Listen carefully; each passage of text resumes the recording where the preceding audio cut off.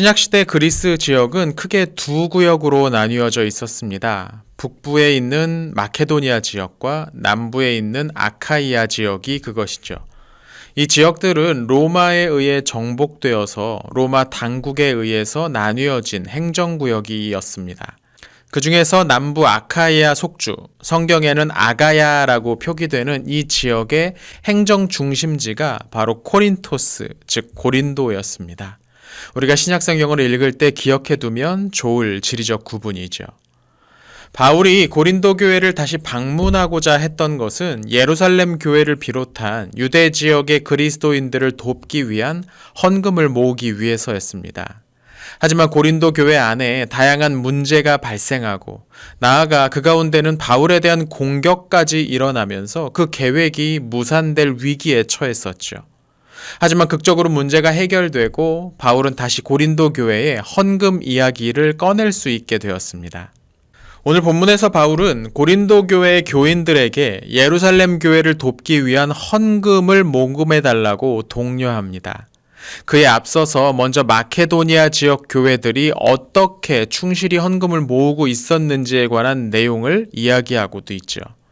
바울에 따르면 그들은 환난의 많은 시련과 극심한 가난 가운데서도 넘치는 기쁨과 풍성한 연보를 했다고 말합니다.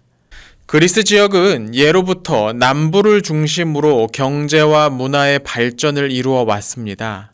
우리가 한 번쯤 이름을 들어봤을 아테네니, 코린토스니, 테베니 이런 도시들은 모두 그리스 남부 지역에 해당했죠.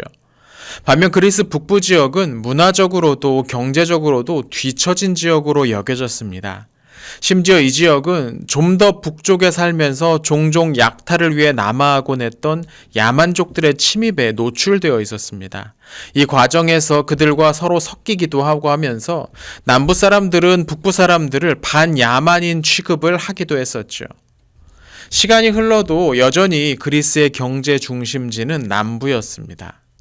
하지만 바울 시대에 이 북부 마케도니아 속주에 있었던 교회들은, 그러니까 빌립보 교회나 데살로니가 교회의 교인들은 자신들의 상황이 어려웠음에도 불구하고 예루살렘 교회가 겪고 있는 경제적 어려움에 눈을 감지 않았습니다. 바울의 표현에 따르면 그들은 힘에 지나도록 자원했습니다.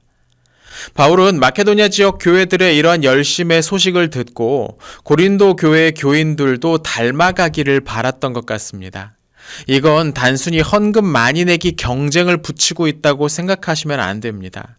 본문에서도 분명히 말하고 있듯이 바울은 이 헌금의 문제를 우선 고린도 교회의 교인들의 안에 있는 사랑이 진실하다는 것을 증명할 수 있는 기회로 여기고 있었습니다.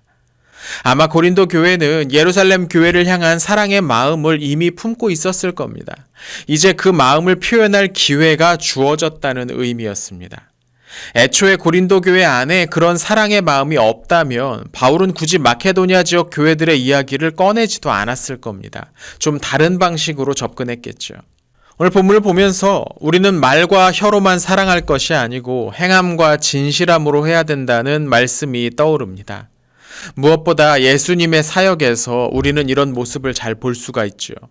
주님은 우리를 말로만 사랑하신다 말씀하신 것이 아니고 우리를 위해서 가장 낮은 자리로 내려오시고 마침내는 십자가까지 감내해 내셨습니다. 사랑은 우리의 행동으로, 결단으로 더 풍성하게 드러나는 법입니다. 오늘 우리가 사랑을 베풀어야 될 사람은 누가 있을지 잠시 떠올려 보셨으면 좋겠습니다. 내가 마음은 있는데 표현은 못해 이렇게 생각하고 계셨다면 오늘은 그 마음을 드러내는 뭔가를 해보셨으면 좋겠습니다. 우리의 사랑은 표현할 때 더 풍성해지게 됩니다. 하나님의 사랑이 그렇게 풍성하게 우리에게 내려졌듯이 우리도 우리의 사랑을 다른 곳으로 풍성하게 흘려보내는 하루가 되었으면 좋겠습니다. 하나님이 그 모든 일들 가운데 우리와 함께 하십니다.